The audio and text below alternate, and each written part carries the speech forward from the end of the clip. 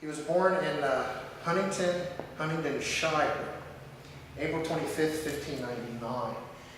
So he was a fin de siècle birth, end of the 16th century. But most of his career, of course, was in the 17th century. And as we discussed earlier, he was descended from a sister of Thomas Cromwell, so he was indeed related to the infamous Thomas Cromwell, who was basically Henry VIII's chief of staff. August 20th, 1620, marries Elizabeth Bourchier, and they'll have 9 children.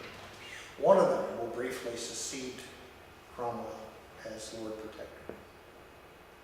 1628, he's elected as a member of Parliament for Huntingdon. And interestingly enough, the fact that this tidbit even still exists, he was treated for depression in London. Now, how they treated people with depression back then, I do not know. I'm guessing it was not with lithium or trazodone or whatever they used to edge.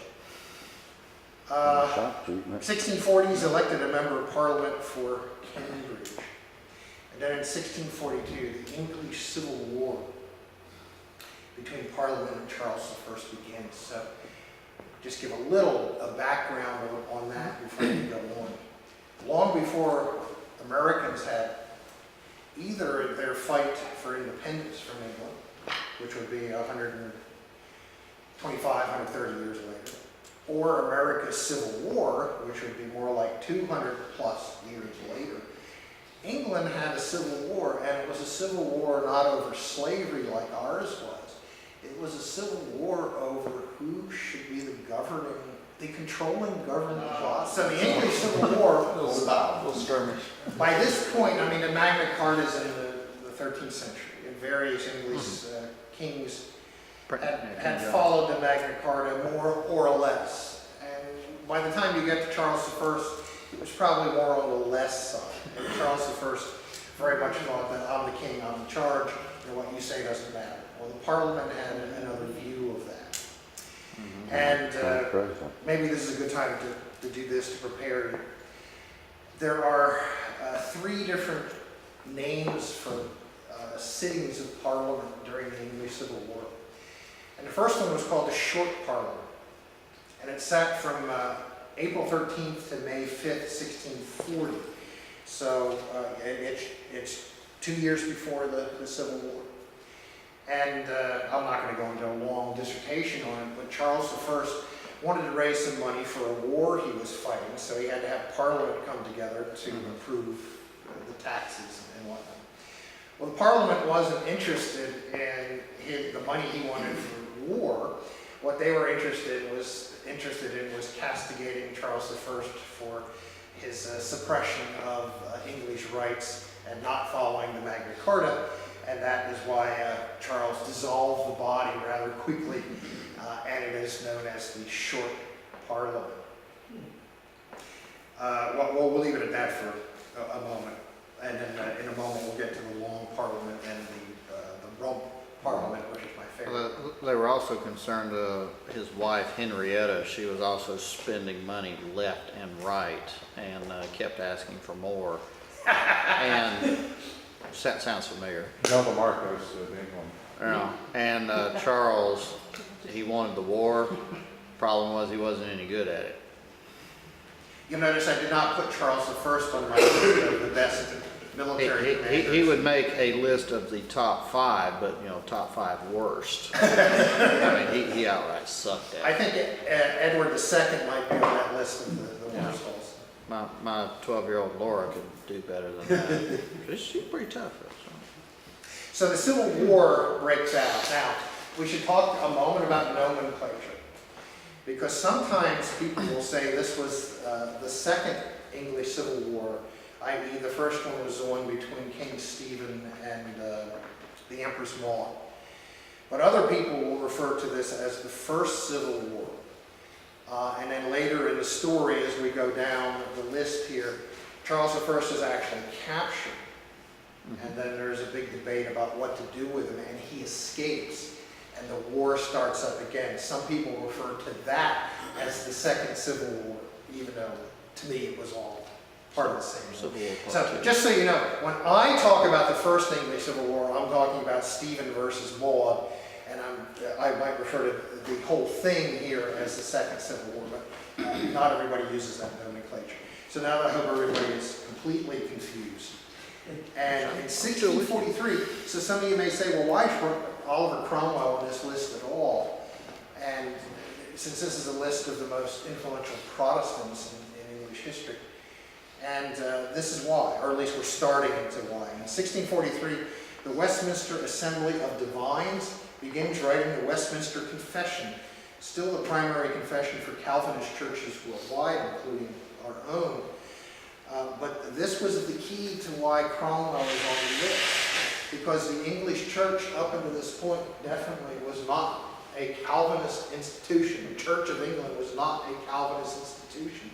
Well, as Parliament seized more and more control of England, they said, well, guess what? We're all Presbyterians and Congregationalists and Puritans and Baptists, and well, we're going to push through this confession.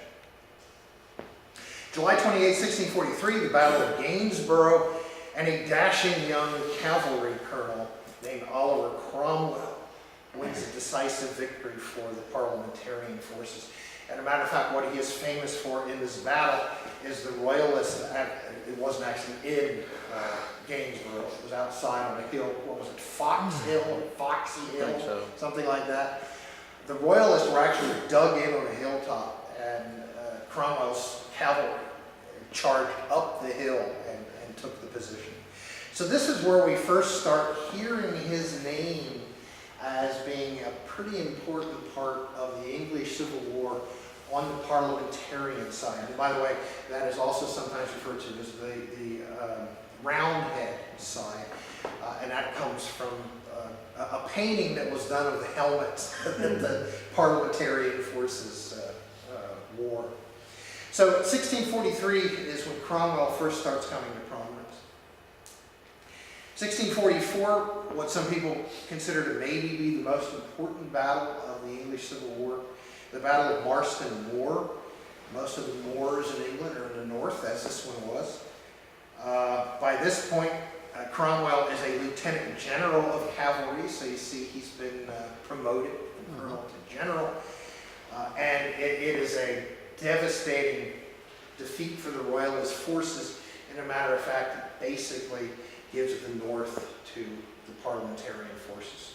Just as when Lee was defeated at Gettysburg, he never invaded the north again, or just as the Battle of Marston Moor, of which Cromwell was a prominent part, when the royalists were defeated there, they never had any influence in the north after that.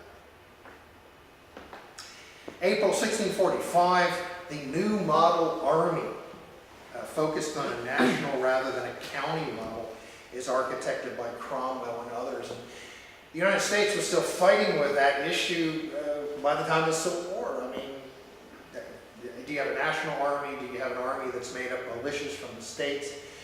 Can you draft people into the army if you need them, etc.? Well, this was 200 years before the American Civil War, and they came up with this idea of we need to have a national army, not an army that's made up of groups from the counties.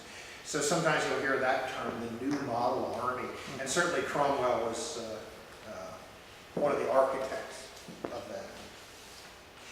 June 1645, the Battle of Naseby, where the new model army routed the royalist army, and once again Cromwell is still the lead of the cavalry.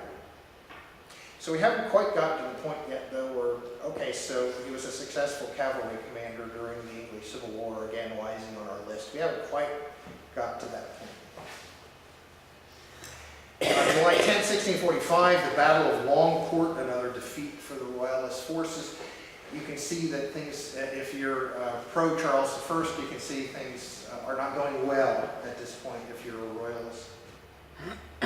On May 5th, 1646, Charles I surrenders to the Scots, and in June 1646, Oliver Cromwell formally accepts the surrender of Charles I at Oxford.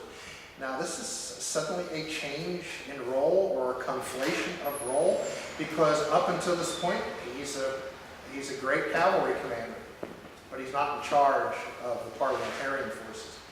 Well, gosh, look who is accepting the surrender of Charles I.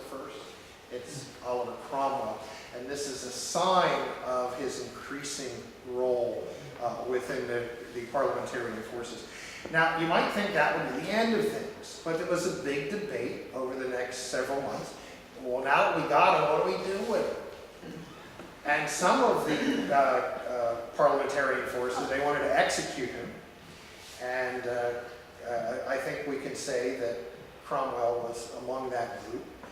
But there was another group and these were mostly made up of Presbyterians, interestingly enough, in Parliament, who said, no, we need to put him back on the throne, but strip all of his powers away from him. So there was actually this debate going on after they captured him. Well, while they were busy arguing about what to do with Charles I, he escapes from Hampton Court on November 12th, 1647, and the English Civil War starts up yet again. And this is a good time to talk a little about the Long Parliament, which is, we've talked about the short Parliament, well now we have the Long Parliament. It was established on November 3rd, 1640, so right before the Civil War starts. And it received its name from the fact that through an act of Parliament it could not be dissolved except with the agreement of the members of Parliament itself. So i.e. the king could not dissolve the Long Parliament. So it just stayed in session for years. And something kind of interesting happens in 1648 in December. This Long Parliament, which has now been in session for 8 years, this is the time they're having the argument on what do we do with Charles I? Do we execute him, or do we put him back on the throne but strip all his powers away from him? A guy named, let's see, where is he? Colonel Pride, who was a member of the parliamentarian forces. He finally got so ticked off at all this arguing going on, because in the interim, like we said, Charles I had escaped from Hampton Court, so he's out, woohoo, I'm free! And while the Parliament's still debating on what to do with him, Colonel Pride finally came into Parliament, and he kicked out all of the members who were in favor of putting Charles I back on the throne. He kicked them all out, so that the only people left were the ones who wanted to execute him. So the Parliament after that, now it's still the Long Parliament because Parliament hadn't gone out of session.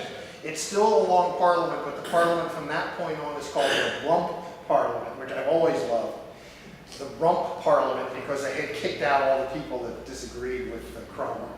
Now, are we following all this now? Mm-hmm. Okay, so it's the Rump Parliament that Cromwell will become an international celebrity for. So they kicked out everybody and just kept the butts and called it. Okay. Okay, where are we? Can we do that here?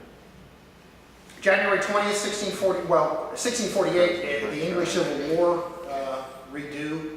We call it the Second English Civil War, but to me it's all just part of the same thing. And Cromwell wins a huge victory at Preston. So by now, Cromwell is considered by far to be the most significant military commander in England. From 1649 to 53, he's a member of the Rump Parliament for the Commonwealth of England because he indeed thinks they should execute Charles I. And that event occurs on January 20th, 1649. They execute Charles I, and Cromwell is the third name on the death warrant. When did they recapture him? Pardon? At the Preston. Preston. The Battle of Preston. 1649 to 1650, Parliament puts Cromwell in charge of a campaign to subdue the Irish, who have been kicking up their heels during this whole English Civil War thing because the English couldn't afford to send an army to Ireland to suppress the Irish. Well, now that the Civil War was over, and Cromwell is considered to be the major military commander Parliament sends him. So the Parliament is concerned enough about this that they send their preeminent military leader, Oliver Cromwell, to suppress the Irish. Now, a lot of Irish today still consider Oliver Cromwell to be a war criminal. Rightly so. Just as there are Southerners who consider that William Tecumseh Sherman is a war criminal. It's actually very similar. And often... I'd have Sherman to dinner, I would not have Cromwell. They're often the same people. People who hate Sherman and the people who hate Cromwell are often the same people. Now, I'm not going to mention any names in this class. I don't want to embarrass anybody like Joe. They're often the same people, the ones that hate Sherman and the ones that hate Cromwell. And there's a reason for that, because a lot of the people in the South at the time of the Civil War were from Ireland. Remember, Gone with the Wind, they all have Irish I have Scottish and English roots, Yeah, Scottish but and Irish. the, So we're not going to dwell on the Irish campaign. Cromwell went through Ireland the way Sherman went through Georgia. After subduing Ireland, see, we haven't even gotten to the point yet where Cromwell has become internationally famous. After subduing Ireland, Cromwell heads to Scotland, where the son of Charles I has been made king. And you can imagine how excited Cromwell would have been at the idea of Charles I's son being crowned king in Scotland. He was ticked off. September 3rd, 1650, at the Battle of Dunbar, Cromwell wins a huge victory. He seizes Edinburgh. A year later, he destroys the last Scottish loyalist army at the Battle of Worcester. He returns to England. Now, not only has he won the English Civil War for the Parliament, he has subdued Ireland. And he has April 20th, 1653, Congress, the last several years in the United States, has had a 10%, 12% approval rating. So some of you can at least appreciate what Cromwell did. This is the Rump Parliament, so it's still part of the Long Parliament. But it's the Rump Parliament. They've kicked out everybody who was for the execution of Charles I. So on that day, Oliver Cromwell came into Parliament and sat there and he listened. And he heard all these people arguing with each other, and he didn't think anything was being done. So he ordered 40 of his men in full armor and with guns, rifles. I guess it would have been essentially blunderbusses at the time. And they marched into the chambers of Parliament. And Cromwell announced that this Parliament is now dissolved. a coup d'etat. And everyone got up and they went home. Now, He saw what they did to the Irish, they weren't gonna mess with that. there are two accounts of what Cromwell actually said. Unfortunately, there's no video of it. He said, "You have sat too long for any good you have been doing lately. Depart, I say, and let us have done with you. In the name of God, go."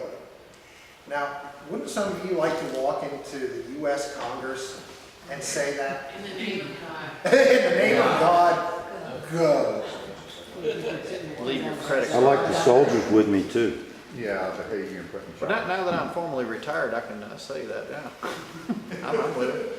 Here's another account. It says Cromwell commanded the states to leave the chair and told them they had sat long enough, unless they had done more good, crying out, "You were no longer a parliament. I say you were no parliament." He told Sir Henry Vane he was a juggler, i.e. circus creature. Henry Martin and Sir Peter Wentworth that they were whore masters. I wouldn't have said that if the 5th and 6th graders had been here.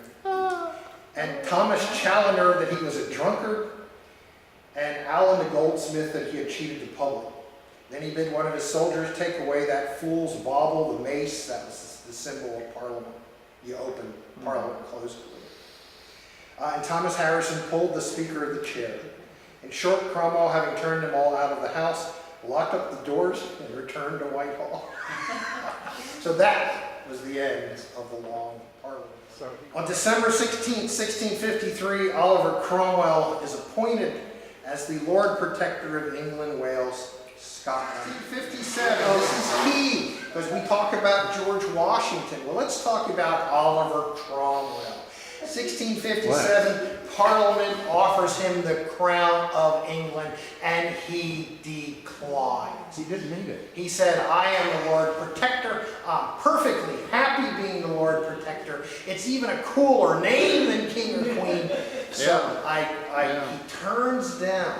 A lot of kings in the world. He turns Only down the one title, Lord but he Protector. Say that again, Glenn. There's lots of kings in the world. There's only one Lord Protector. Absolutely. And there has been one since, so you know how people think about it. And we're going to get to that in a moment. But Cromwell turns down the chance to be king, just as George. September 3rd, 1658, he dies in Whitehall, London, and buried in Westminster Abbey. His son Richard briefly takes over the protectorate. They hadn't decided yet if, is this hereditary? Yeah, it's like any good despot. He sends the rule to his son, as in King John Hill. 1660, Charles II becomes King of England. So his son, Charles I. So who was the king between Charles I and II? There wasn't. He was totally disbanded, right? When he Well, he's off the crown. but all the lords and the royalist factions were still around. Yeah, So but now he one was thing still that back there. Joe hasn't said yet, but he will actually probably agree with me. Cromwell's reign as Lord Protector was probably a one-time shot. In other words, there was no way it could be sustained once he He called the died. personality. Once he died, right. So all of the royalist factions were still in England. All the the Arrow, the Shrewsbury, all of that they were still around. So when Cromwell died, nobody really wanted his son to take over as head of England. So the king, Charles II, is put on the crown. January 30th, 1661, royalist forces dig up Cromwell's remains and symbolically execute him. In 1960, his head They ends tried up, him first. his head ends up at Sydney Sussex College, Cambridge. Can you imagine, the undergraduate who's given the job of cleaning up the library and he finds the skull that says Oliver Cromwell. 1776, the Continental Navy of the United States of America commissions a ship called the Oliver Cromwell. 1899, a statue of Cromwell was erected outside of Parliament. It was restored in 2008. The picture I have of it is before the restoration. That's when I saw it. 1970, he's portrayed by Richard Harris in the movie Cromwell, which is absolutely brilliant.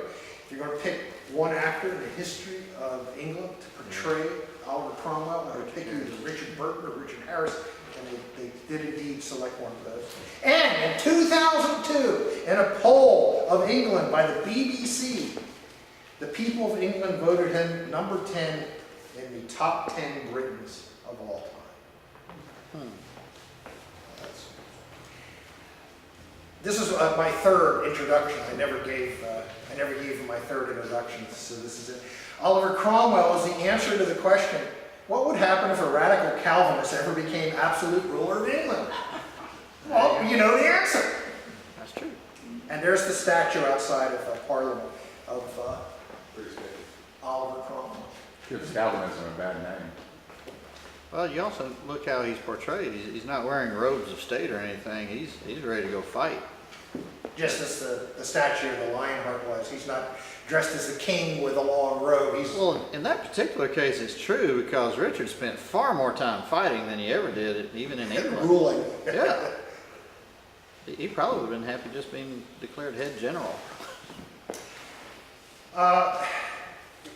Was it Joe that just said it gave Calvinism a bad name? I actually thought there were some similarities between John Calvin and Cromwell. When Calvin was the theocratic ruler of Geneva, he outlawed just about every aspect of fun. You couldn't dance, you couldn't drink, you couldn't gamble, you had to name your children after Old Testament characters, on and on and on. Fast for one day a month. But yet, Calvin is the father of modern democracy. And why even today, or at least until N5 was passed, even today in the Presbyterian Church, the congregations vote on their pastors. Oliver Cromwell as Joe said earlier. He outlawed things like children playing football on Sundays. Not on Sundays, on every day. He outlawed Christmas dinners because he considered Christmas to be a pagan holiday, Sol Invictus. Yeah, if you cooked the goose on Christmas, you got in trouble. But yet, Oliver Cromwell is a staunch advocate of religious freedom. As long as you're about it. Yeah. In the 1630s, Oliver Cromwell became a strict Puritan. He was probably a Congregationalist, but he definitely was a Puritan. And you'll recall the Puritans were the ones who wanted to purify the Church of England. Well, the parliamentarian forces were essentially Puritan forces, or separatists.